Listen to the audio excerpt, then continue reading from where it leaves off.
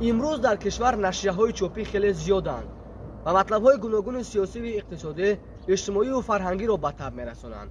ولی جوانان باختری بیشتر کدام از آنها را مطالعه می‌کنند؟ آیا توجهی بیشتر به کدام از نشریه‌ها دارد؟ از خود آنها خواهیم پرسید. روزنامه خطلان. روزنامه خطلان. روزنامه خطلان. روزنامه خطلان. روزنامه خطلان. روزنامه خطلان. روزنامه خطلان. روزنامه خطلان. روزنامه خطلان. روزنامه خطلان. روزنامه خطلان. روزنامه خطلان.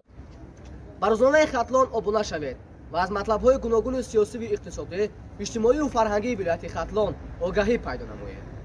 روزنامه خطلان را مطالعه نمایید و همراز و همنوای ما باشید. با روزنامه خطلان به پیش می رویم.